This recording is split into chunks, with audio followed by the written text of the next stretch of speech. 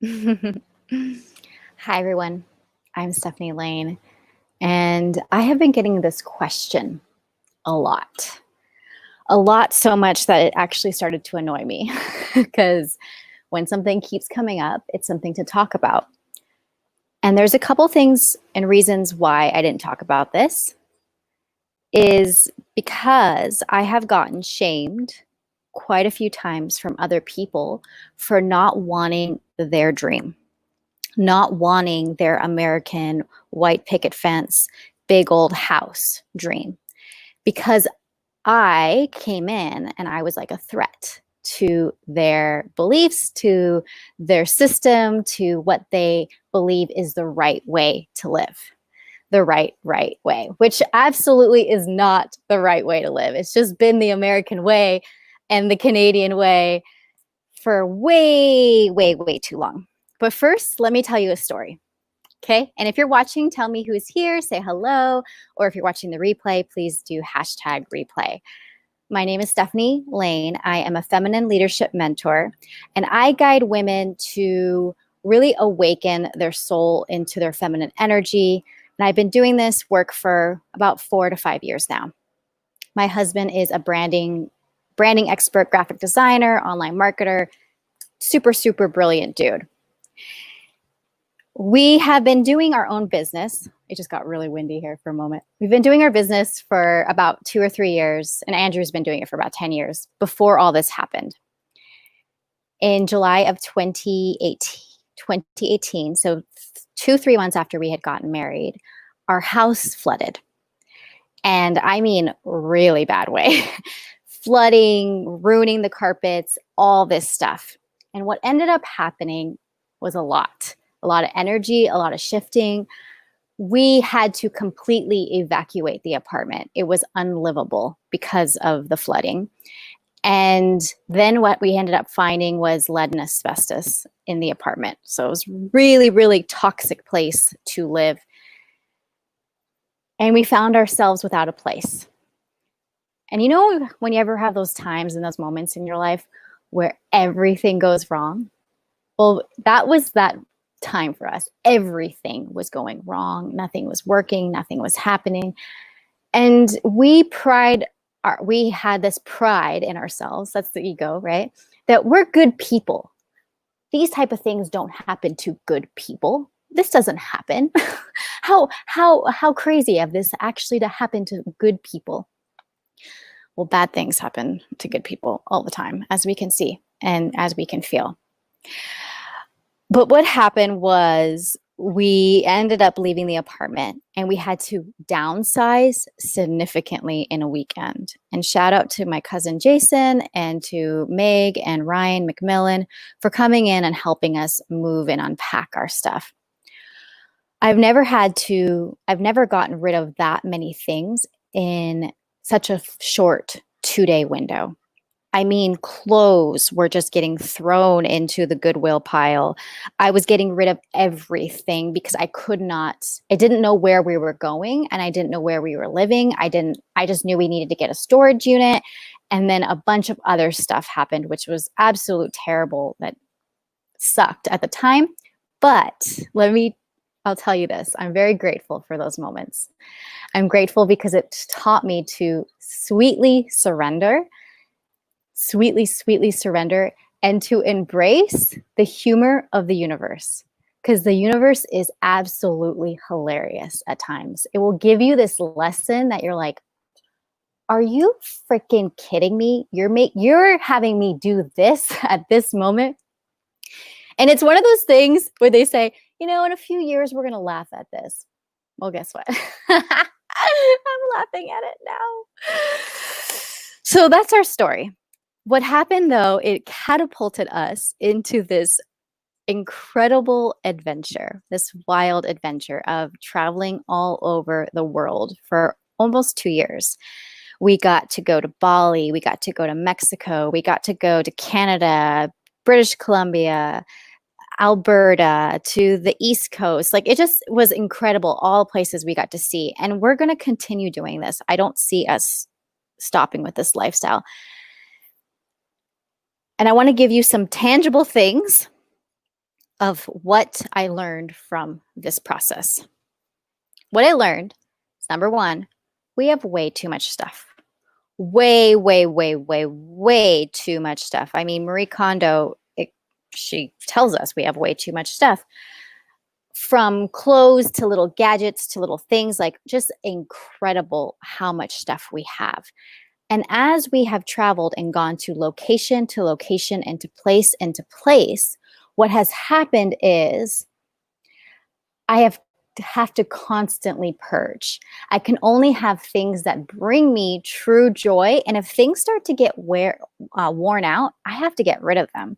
And I no longer have like that favorite lucky sweater because I don't have room for that sweater. I have to have that really good sweater that's going to keep me warm, or that thing that makes me feel magnetic or makes me feel beautiful. Like I can't have any meh.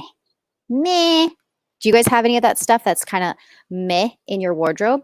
I cannot, and I have to constantly replenish and renew it, and just letting things go, which is fine for me. I'm actually okay with the stuff. But it was the furniture too. We had a really comfortable bed we had to let go of. So if you want this lifestyle of really surrendering into the unknown, and yes, first, it's too much stuff, but let me explain you the benefits of this lifestyle. Okay. The benefits of it.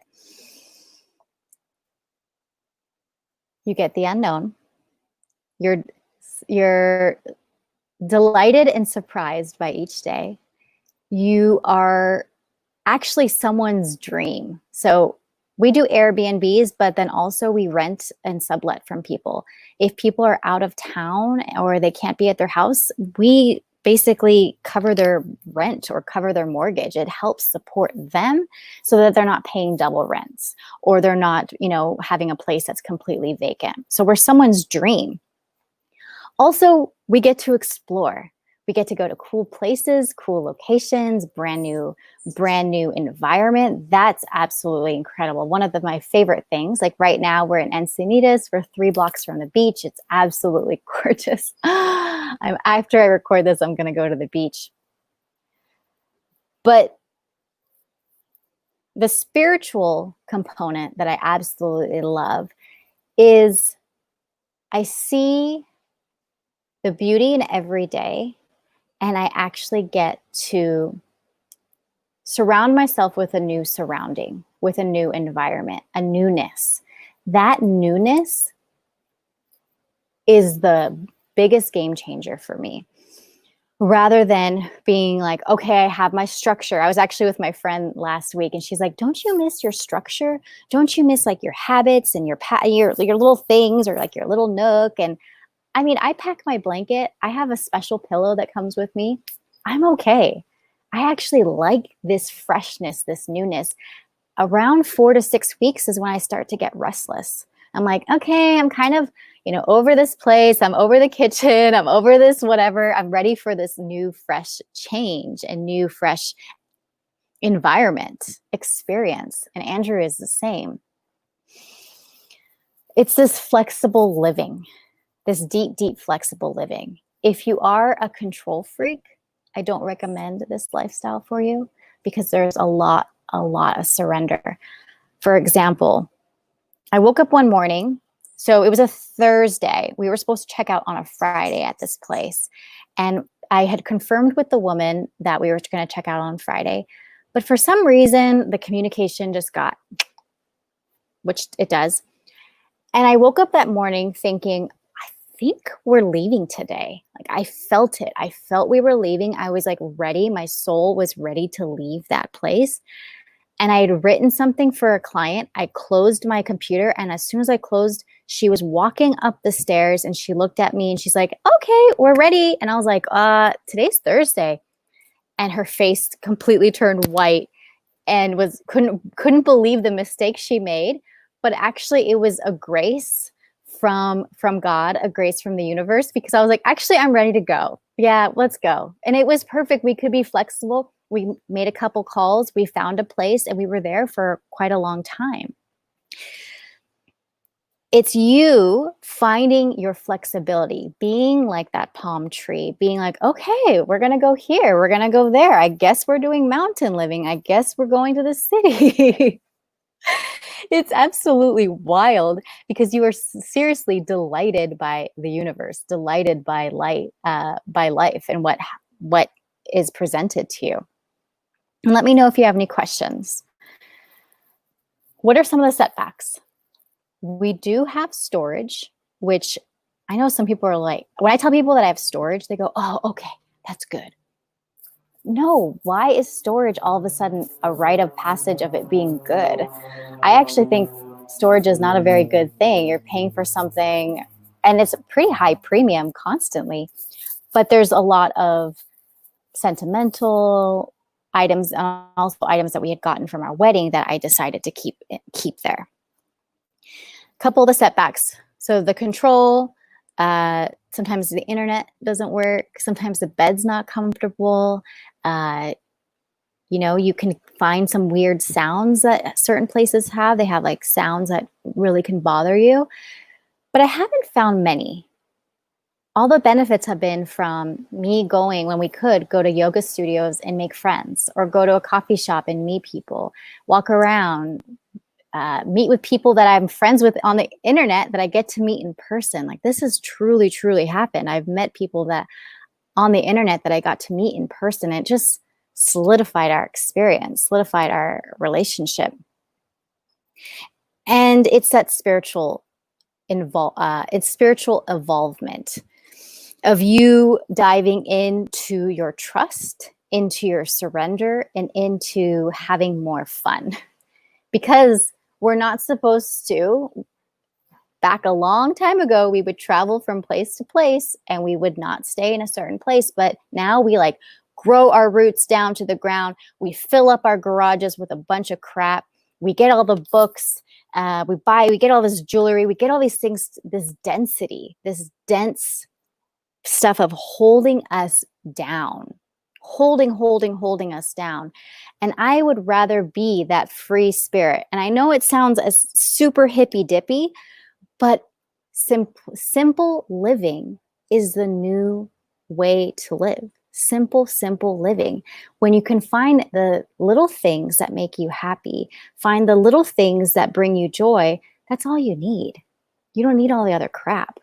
You don't need it. You don't need it. You don't need it. And I'm talking about the DirecTV bill or or the cable or whatever. I don't even think we need our Netflix account because all the places that we go to have Netflix accounts already set up on their TV. So how do you do this? I'm sure you're asking, how do I do this? It's that surrender piece. It's that downsizing. It's that asking yourself, what do I get instead, rather it being a trade-off. I feel like a lot of people feel like it's a damper on their lifestyle. Like, oh, I have to like live less. No. You actually get to live more because you have less. Live more because you have less.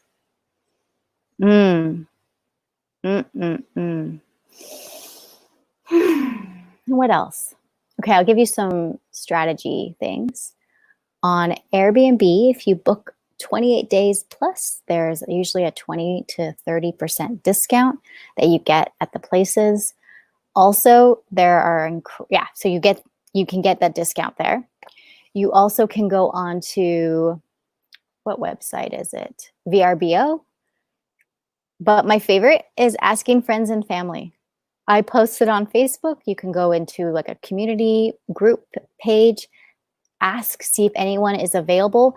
And most of the time, what we were paying in rent will be the same as the Airbnb.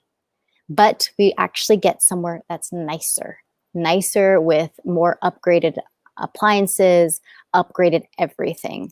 And I've loved that because like the pillows are plush and the towels are nice and clean and they smell so delicious. That's one of my favorite things, clean towels. Being homeless, because people have said that to me. They're like, oh, you're homeless. I'm like, no, I'm home free. It's been one of the most freeing things. And I don't see it stopping. I see people embracing this lifestyle. Is it going to be uncomfortable? Absolutely, yes. It's going to be uncomfortable.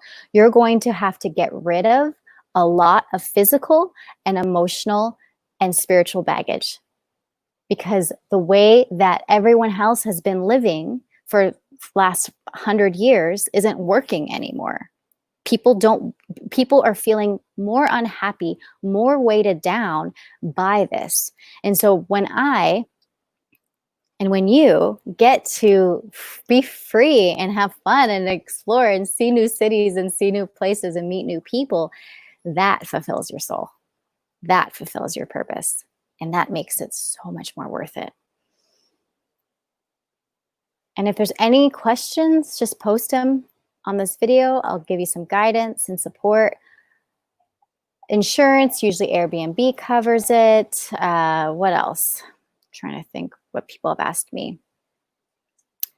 Laundry, I usually find places that always have laundry. When we were in Portland, we had to go do our laundry, which wasn't that big of a deal, but it did kind of suck in the cold. If somebody doesn't have something, so sometimes people don't have like an oven mitt, and I really like an oven mitt, I'll just buy it. It's like $2-3 and I'll buy it and then I'll leave it there. Little things.